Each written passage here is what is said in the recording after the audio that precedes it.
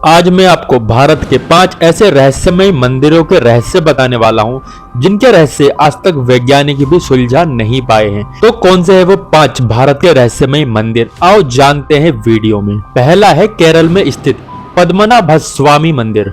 इस मंदिर का रहस्य ये है कि इस मंदिर के गर्भ में 7 दरवाजे बने हुए हैं, जिसमें से 6 दरवाजों को खोला जा चुका है और उसमें से इतना खजाना निकला है जिस खजाने को गिनने में 3 साल लग गए। रहस्य इन 6 दरवाजों में नहीं था, रहस्य था उस 7वें दरवाजों में जो कि कभी खुला ही नहीं, जिस दरवाजे पे स्वयं नाग देवता की तस्वीरें बनी हुई है। काफी कोशिश करने के बाद भी वैज्ञानिक उस दरवाजे को नहीं खोल पाए। रहस्यमय तरीकों से उस दरवाजे को खोलने वाले की मृत्यु हो जाती थी, पर उस दरवाजे पर कान लगाकर सुने तो दरवाजे के पार आवाजें आती हैं समुद्र की लहरों की और सांप की सीसहाट की।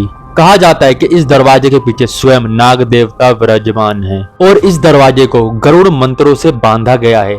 अगर हम इतिहासों की माने तो कहा जाता है कि स्वयं भगवान कृष्ण के कल की अवतार ही इस दरवाजे को खोलेंगे।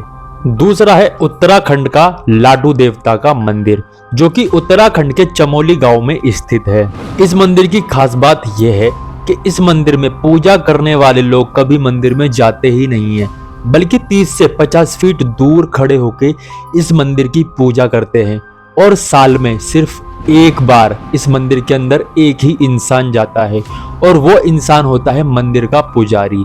पर बात यह है कि लोग इस मंदिर में जाते क्यों नहीं है। लोग इस मंदिर में इसीलिए नहीं जाते, कहा जाता है कि इस मंदिर में एक नाग देवता है जो कि एक मणि की रक्षा कर रहे हैं और जो भी इस मंदिर में जाता है वो अंधा हो जाता है। तीसरा है गगन मंडल का शिव मंदिर। कहा जाता है कि इस मंदिर को भूतों ने एक रात में बनाया था भगवान शिव की पूजा करने के लिए।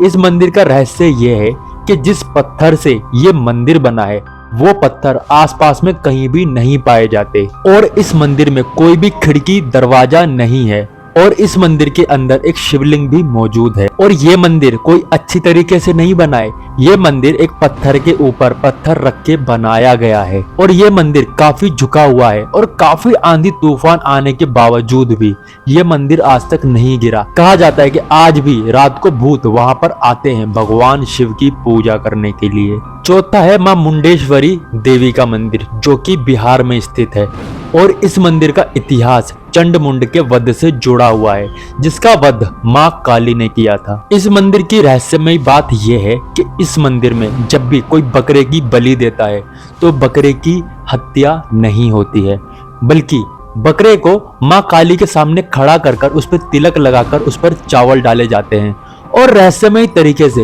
वो बकरा कुछ मिनटों के लिए बेहोश हो जाता है और कुछ मिनटों बाद वो बकरा सही सलामत खड़ा हो जाता है। वैज्ञानिकों को आज तक ये चीज नहीं पता चली कि बकरा वहां पर 2-3 मिनटों के लिए बेहोश कैसे हो जाता है और कैसे वापस खड़ा हो जाता है। ऐसी कौन सी शक्ति काम करती है उस बकरे के ऊपर।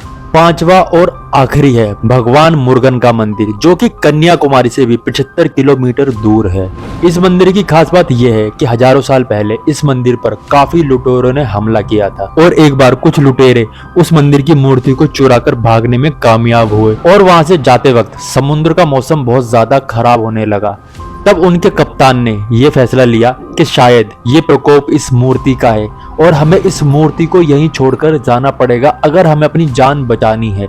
उन लोगों ने उस मूर्ति को वहीं समुद्र में फेंक दिया और मूर्ति फेंकने के तुरंत बाद मौसम एकदम शांत हो गया और वो लोग वहां से चले गए। उसके बाद भगवान मुर्गन स्वामी अपने एक भक्त के सपने में आते हैं और उसे कहते हैं समुद्र में एक जगह में नींबू तैरता हुआ दिखेगा, उस नींबू के जस्ट नीचे मेरी मूर्ति रखी है और उस मूर्ति को निकाल कर तुम्हें मंदिर में स्थापित करना होगा। वो भक्त उस मूर्ति को ढूंढने के लिए समुद्र में जाता है और उसे वही उसी जगह पर वो नींबू मिलता है जो कि भगवान मुर्गन ने उसे जगह बताई थी और उस नींबू के नीचे वो मूर्ति भी मिलती है और वो मूर्ति ले जाकर उस मंदिर में स्थापित कर देता है।